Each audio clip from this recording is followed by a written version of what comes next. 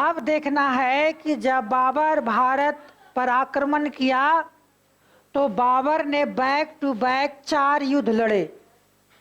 कितने युद्ध? 4 युद्ध लड़े। सबसे पहले आपको कहेंगे कि 1526 ईस्वी से लेकर 1530 ईस्वी तक बाबर ने सबसे पहला जो युद्ध लड़ा 1526 ईस्वी में पानीपत का युद्ध। हरियाणा में पड़ता है पानीपत, और उसी पानीपत के मैदान में युद्ध हुआ था बाबर और इब्राहिम लोदी के बीच। इस कारण से इसे पानीपत की प्रथम लड़ाई के नाम से जाना जाता है। दूसरा हुआ 1527 ईस्वी में, जिसको बोलते हैं खानवा का युद्ध। एक खानवा नामक स्थान पर हुआ था, बाबर और राणा सांगा के बीच हुआ था। किसके बीच?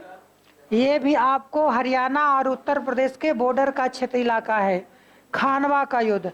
फिर आपको लड़ा गया 1528 ईस्वी में चंदेरी का युद्ध। हम सभी का डिटेल बताएंगे। फिर 1529 ईस्वी में लड़ा गया घाघरा का युद्ध।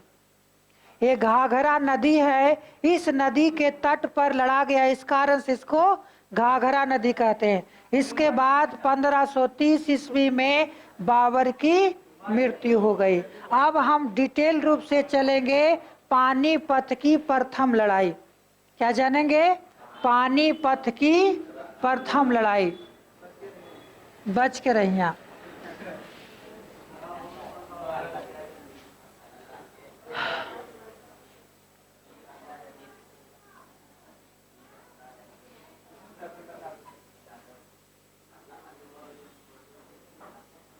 पानीपत का युद्ध प्रथम।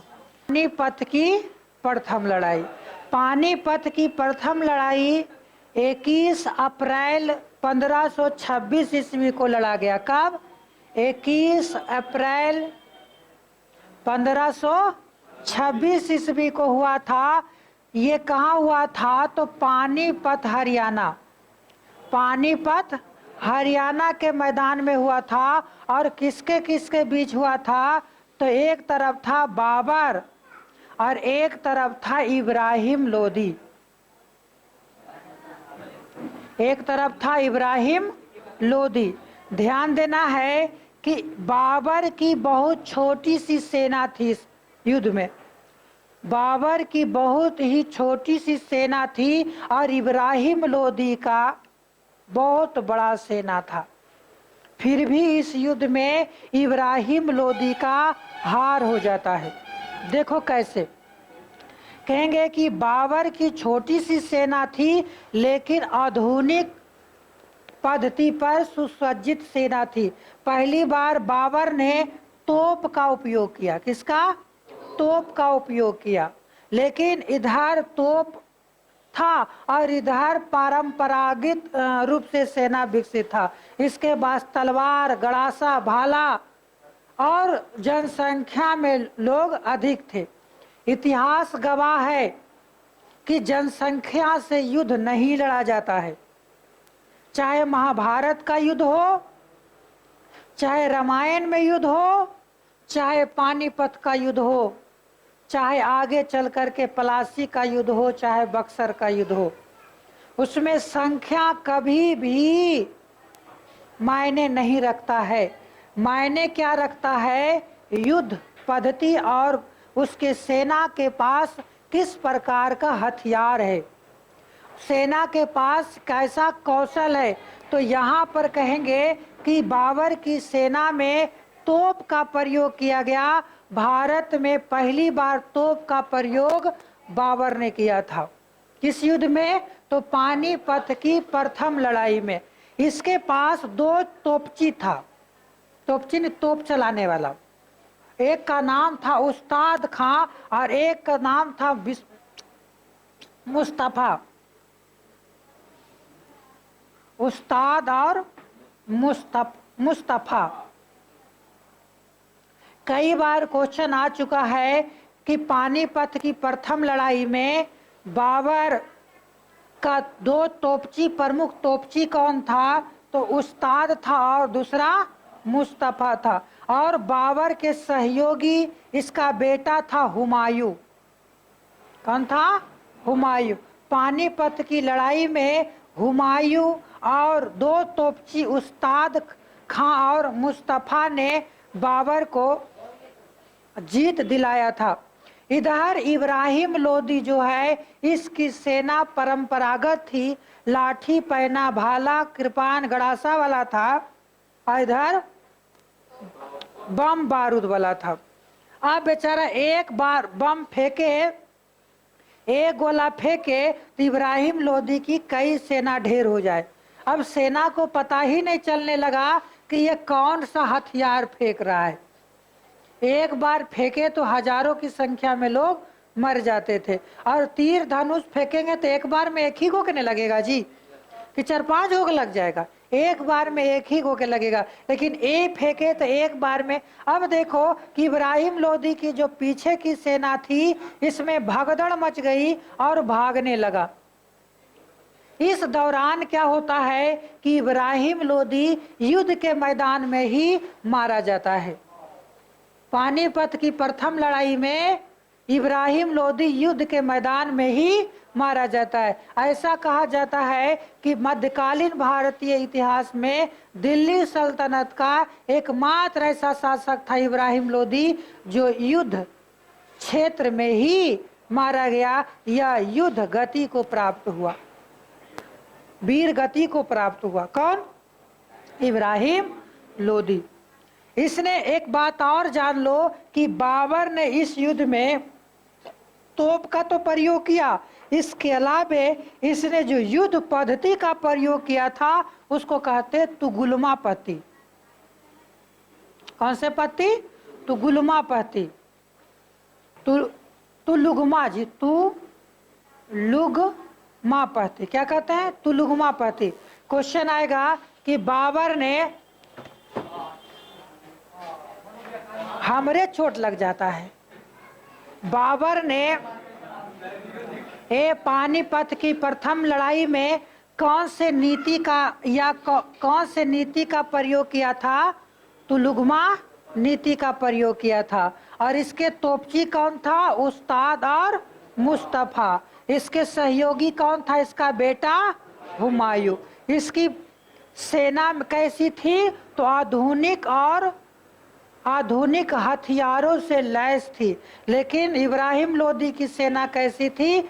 तो परंपरागत सेना थी, पुराने पद्धति पर सुसज्जित सेना थी, लेकिन इसके पास बहुत ही विशाल सेना थी।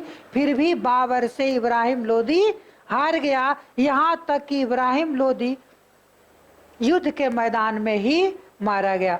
जब यह युद्ध समाप्त हुआ, इब्राहिम लोदी मर गया, तो आगरा पर बाबर ने अधिकार कर लिया। इसके बाद आगरा के लोगों को खुश करने के लिए बाबर ने चांदी के सिक्के आगरा के लोगों को बंटवा दिया कि लो, मुंह मत, हाँ रास्ता दे दो। ठीक है, हम चर्चा कर रहे हैं बाबर के द्वारा लड़ा गया युद्ध। बाबर ने अपने जीवन काल में 4 युद्ध लड़ा। सबसे पहले पानीपत की प्रथम लड़ाई, दूसरा खानवा का युद्ध, तीसरा चंदेरी का युद्ध और चौथा घाघरा का युद्ध। घाघरा का युद्ध के बाद बाबर बीमार रहने लगा और उसकी मृत्यु हो गई 1530 ईस्वी में। तो मैंने पानीपत की प्रथम लड़ाई की चर्चा कर ली है। पानीपत की दूसरी लड़ाई हम चर्चा करेंगे बाद में, जब अकबर आएगा। पानीपत की प्रथम लड़ाई अकबर, उसके बाद पानीपत की तीसरी लड़ाई भी होगा, है ना। तो ध्यान देना है, हम बात कर रहे थे खानवा का युद्ध। कौन सा युद्ध? खानवा का युद्ध। खानवा का युद्ध जो है 16 मार्च 1526 ईस्वी को 1527 ईस्वी को यूपी के खानवा नामक स्थान पर हुआ था। ये खानवा कहाँ है? यूपी में। और यह युद्ध जो है बाबर और राणा सांगा के बीच हुआ था। राणा सांगा के बीच में हुआ था। इस युद्ध में राणा सांगा की सेना वीरता पूर्वक लड़ते हुए हार गया। कहा जाता है कि इस युद्ध में राणा सांगा का साथ दिया था, कौन कौन साथ दिया था? हसन खां मेवाती, हसन खां मेवाती, दूसरा मोहम्मद शाह,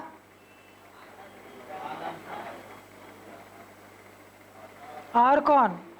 आलम शाह। मोहम्मद शाह लोधी ने जी, मोहम्मद शाह ने मोहम्मद खां लोधी और आलम शाह, ये तीनों जो है राणा सांगा का साथ दिया था। लेकिन ये तीनों की सेना वीरता पूर्वक लड़ते हुए बाबर की सेना से हार गया। और इस प्रकार से राणा सांगा कहाँ का शासक था? मेवाड़, मेवाड़ का शासक था और मेवाड़ पर बाबर का अधिकार हो गया, बाबर का अधिकार हो गया। ये था खानवा का युद्ध। खानवा के युद्ध के बाद एक युद्ध होता है चंदेरी का युद्ध। कौन सा युद्ध? चंदेरी का युद्ध। खानवा के बाद चंदेरी का युद्ध।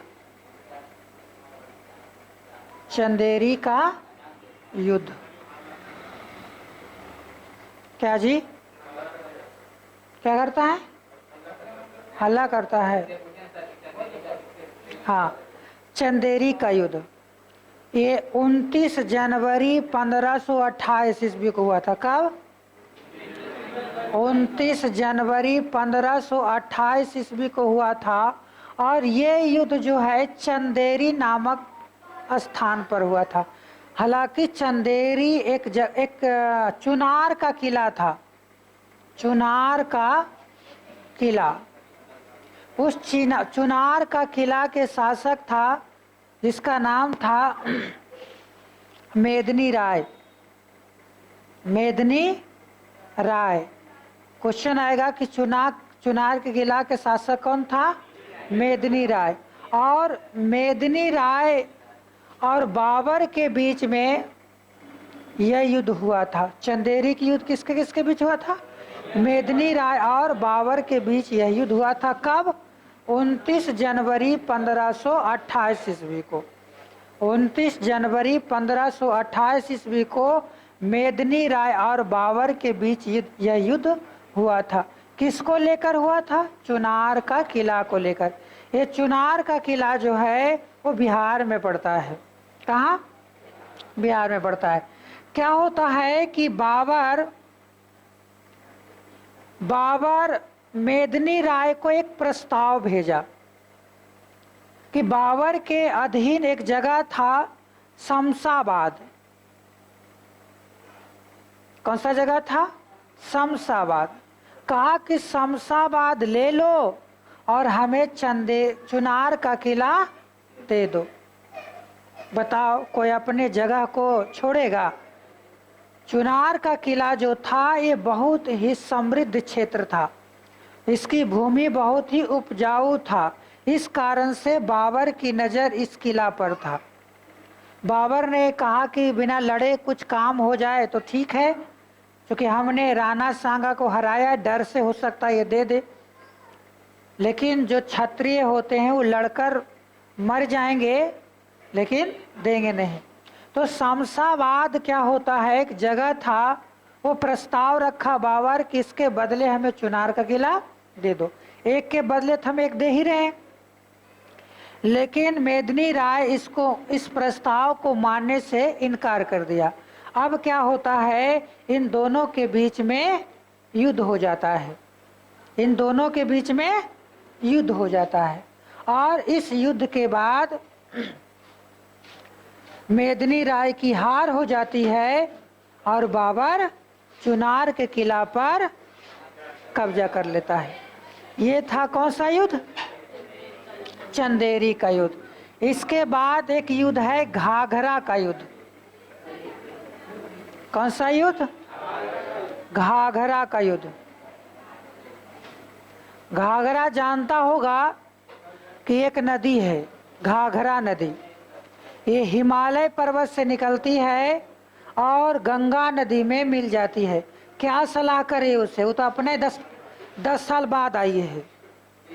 हाँ, पूरा खिचड़ी, गोलगप्पा, जिलेबी सब खा ली, उसके बाद आई है।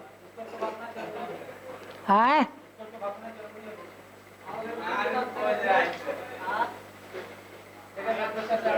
बार बार तुझे क्या समझाऊं, बुड़वक लंठ गमार, तोरा दुनू भैया के फोड़ी ल में हुर्रा से कपार।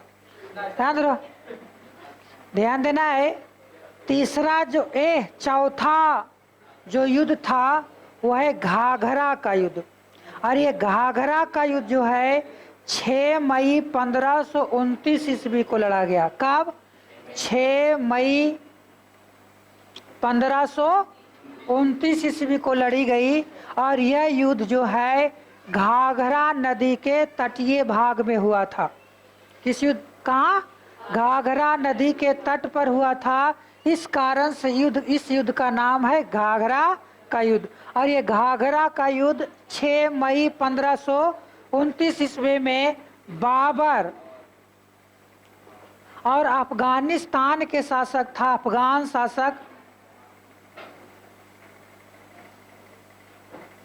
उसका नाम था मोहम्मद खां लोदी। खां लोदी कौन था? मोहम्मद खां लोदी। बाबर और मोहम्मद खां लोदी के बीच या अफगानों के बीच यह युद्ध हुआ था। बाबर के द्वारा लड़ा गया यह अंतिम युद्ध था। बाबर के द्वारा लड़ा गया यह अंतिम युद्ध था। और इस युद्ध के बाद बाबर बीमार रहने लगा और 1530 ईस्वी में बाबर की मृत्यु हो गई। बीमार रहने लगा और 1530 ईस्वी में बाबर की मृत्यु हो गई। और इसका एक छोटा डेट है 26 दिसंबर। क्या है? 26 दिसंबर 1530 ईस्वी को बाबर की मृत्यु हो गई। हालांकि छोटा डेट बहुत कम ही पूछता है, लेकिन अगर पूछ दिया तो भी हमें ध्यान रखना है। हालांकि या तो तुमको कहेगा कि बाबर की मृत्यु कब हुआ था, तो इतना आएगा दिसंबर 1530 ईस्वी को। कैसे इसकी मृत्यु हो गई? बीमारी के कारण, गला का बीमारी। इसको गला का बीमारी हो गया था, जिससे कारण अरे उस समय थोड़े टेस्ट वेस्ट था कि कौन सा रोग हुआ है इसको। मर गया। पहले जमाने में कहता है कि जरी सनी बुखार लगा और मर गया। अब क्या पता उसको कौन बुखार लग गया था, दिमाग पर बुखार चढ़ गया, खत्म हो गया। तो यहाँ पर कहेंगे कि 26 दिसंबर 1530 ईस्वी को बाबर की मृत्यु हो गई। जब बाबर की मृत्यु, एक बात ध्यान देना है कि जब घाघरा का युद्ध लड़ रहा था बाबर, तो किसके किसके बीच हुआ था? बाबर और अफगानों के बीच। और इसमें मोहम्मद खां लोदी एक तरफ से था, एक तरफ से बाबर था। मोहम्मद खां लोदी को एक व्यक्ति ने सहायता किया था, बंगाल के शासक नुसरत खां। नुसरत खां। क्वेश्चन आएगा कि घाघरा के युद्ध में मोहम्मद खां लोदी को साथ किसने दिया था? तो बंगाल के शासक नुसरत खां ने। किसने? बंगाल के शासक नुसरत खां ने इसकी मोहम्मद खां लोदी का साथ दिया था। फिर भी आपको अफगान शासक मोहम्मद खां लोदी इस युद्ध में हार गया, घाघरा के युद्ध में हार गया। लेकिन कहेंगे कि घाघरा के क्षेत्र यानी बिहार का क्षेत्र, उत्तर प्रदेश का क्षेत्र, राजस्थान का क्षेत्र, दिल्ली का क्षेत्र, हरियाणा का क्षेत्र, ये सभी क्षेत्र बाबर के अधिकार में आ गया। अब एक बहुत बड़े क्षेत्रों पर बाबर का वंशज, बाबर तो सिर्फ हथियाने में लगा रहा, वो तो बहुत ज़्यादा तक शासन कर नहीं पाया, तो उसको शासन करने वाला अगला उसका वंशज होगा। बाबर अपना उत्तराधिकारी नियुक्त किया था हुमायूं को, है ना। ध्यान देना है कि जब बाबर मर गया तो आगरा के पास एक चार बाग है जिसको आराम बाग कहते हैं। आगरा के पास, आगरा में एक जगह है चार बाग, या इसी को कहते आराम बाग। आराम बाग में बाबर को दफना दिया गया, लेकिन इसको मरने के बाद भी चैन नहीं रहने दिया गया। क्या होता है कि इसे उखाड़ कर, मरने के बाद, गड़ने के बाद, ये आगरा से उखाड़ कर इसने काबुल में जाकर दफनाया, है ना। अब बताओ कि एक व्यक्ति जो मर गया उसको दफना दिया गया, दफनाने के बाद भी उसको चैन नहीं रहने दिया गया। एक व्यक्ति का नाम था मुबारक यूसुफ जई। मुबारक यूसुफ जई, मुबारक यूसुफ जई। उसने ही क्या किया कि बाबर के कब्र को खुदवा कर, कबड़वा कर उसको पुनः कहाँ दफनाया? काबुल में दफनाया। क्योंकि बाबर की इच्छा थी कि हमें काबुल में दफनाया जाए, लेकिन जब यहाँ मर गया तो पहले थोड़े हवाई जहाज था कि सट दना चल जाएंगे। इस कारण से उसे क्या किया गया? आगरा में ही मरा और आगरा में ही दफना दिया गया। लेकिन बाद में उसकी इच्छा के अनुसार उसको काबुल में दफना दिया